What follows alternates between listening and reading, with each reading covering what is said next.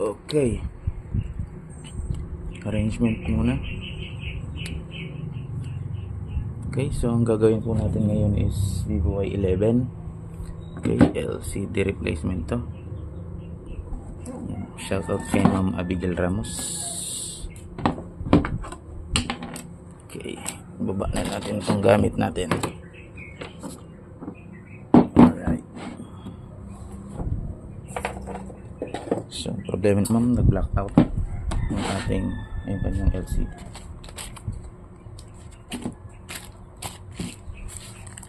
Yung Y11. Buksan na natin.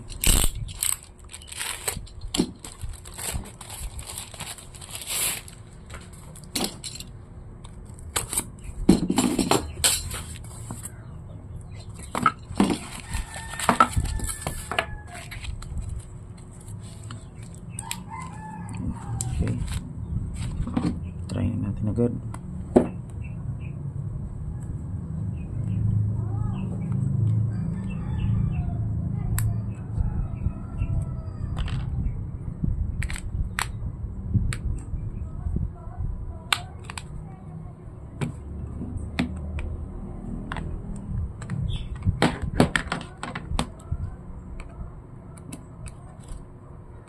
Tanggalin natin yung mga screws.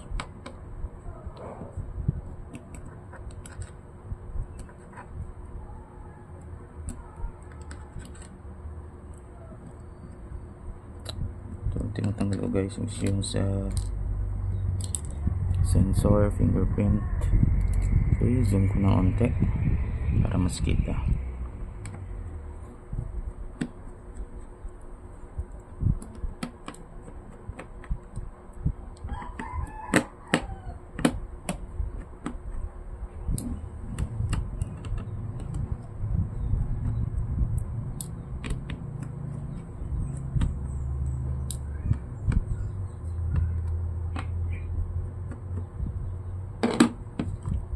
Try agad natin, tanggalin yung baterya,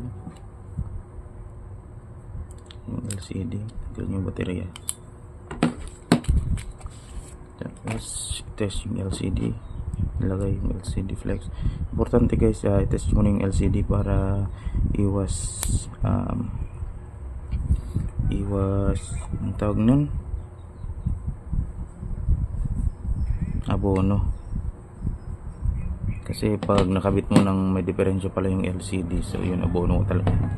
Kasi ang usapan sa warranty ng seller is dapat walang adhesive katulad nito, hindi pa siya nakakabit. So test nyo muna kung okay yung touch, kung okay yung lahat bago nyo ikabit. So ganyan yung ginagawa ko ever since.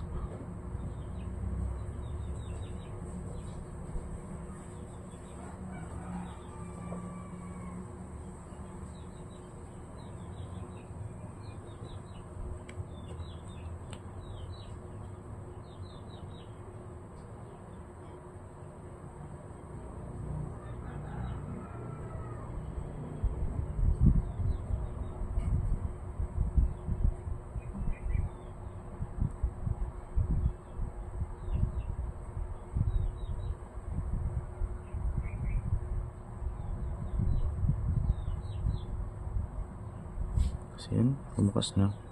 So may password. Try natin sa emergency.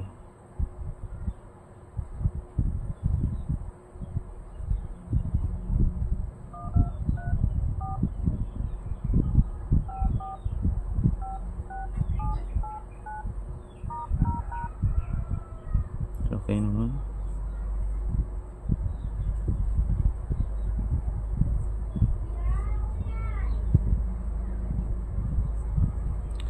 Okay naman guys, kakabit na natin siya.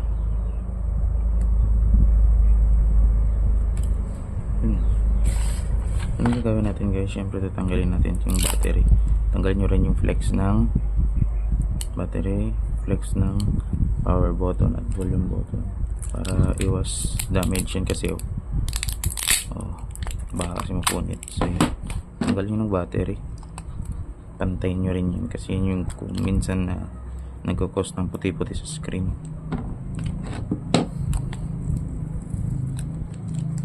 tanggalin nyo ito para ma-access nyo yung LCD.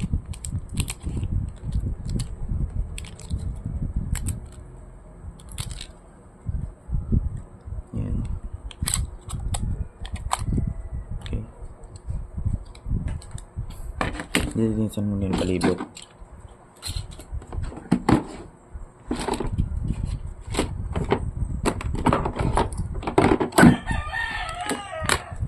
Lilinisin ko muna yung palibot bago lagyan ng adhesive at ilapat ang LCD para pantay na pantay. Pag kasi hindi man nilinisan guys, so may tendency pa rin ako mga yung LCD at dumikit masyado dito sa frame, lalo pong madumi. So yung mga gusto mong pagawa sa mga malapit guys, located po tayo sa zone 2, Purok Lanzones, Bonbon, Libon, Albay. So isa po tayong Bicolano.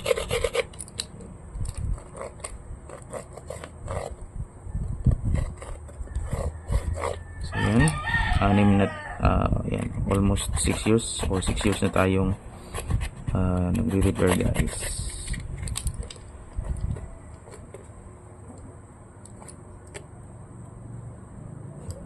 So nilinisan ko lang guys.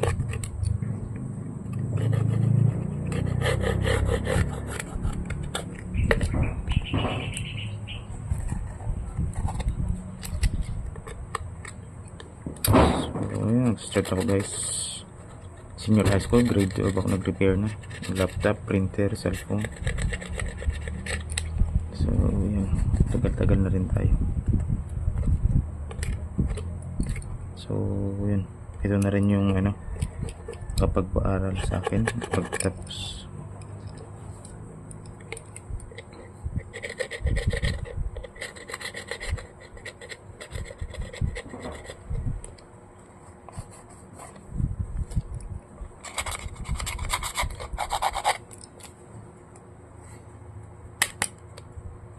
Pag nalinisan nyo na guys, yung kalilimutan yung sa dating yung LCD, meron doon filter. Ito yan, huwag nyo kakalimutan.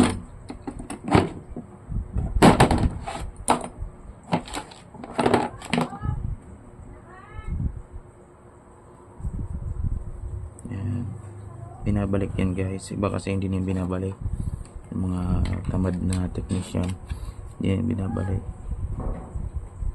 Pag yan kasi di mo guys binalik, alam nyo, papasukin na yung camera ng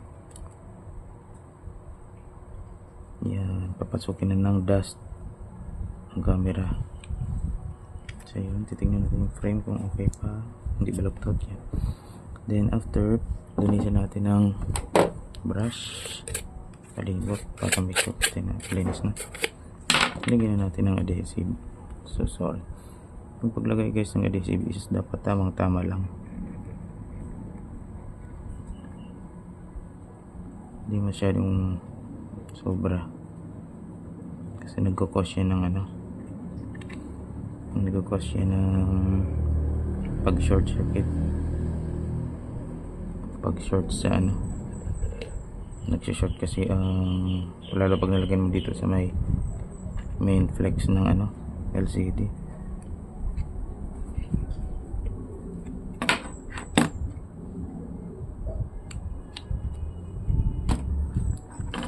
Yan, kung titingnan napakadali lang guys, pero kailangan din talaga dito maingat ka.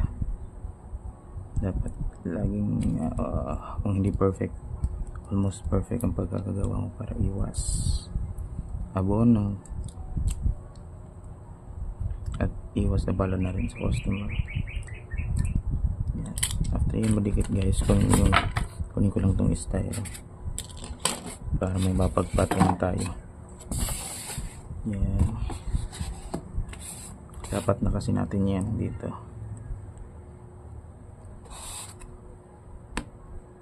Okay,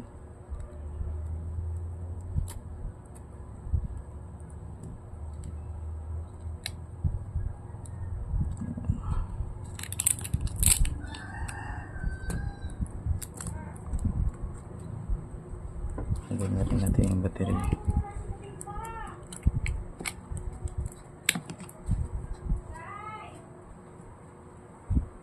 So yan, binalik ko yung flex yung LCD, balik ko na rin to. So medyo diinan nyo lang guys para isahan, hindi masyadong diin para asan yung screw.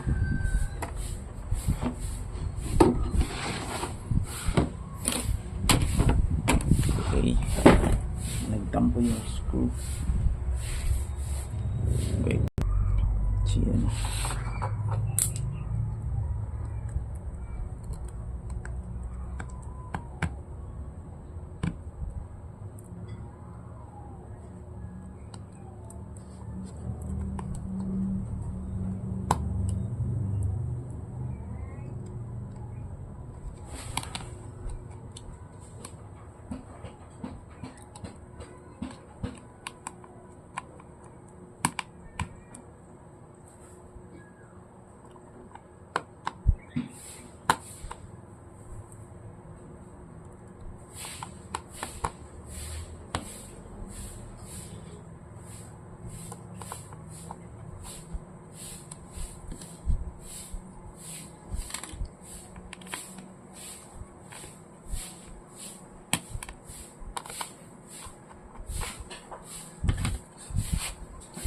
Kulang na ito ng tornilyo guys.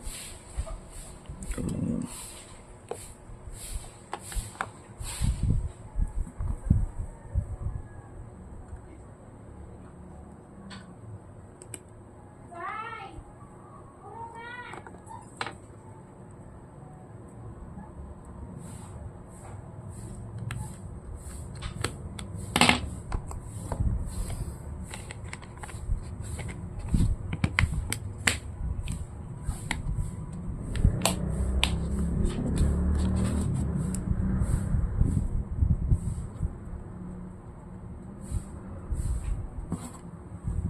So yun.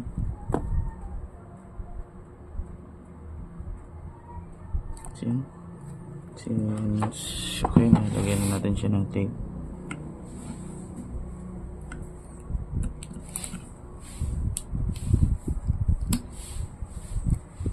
Nalagyan ko yung tape dito guys.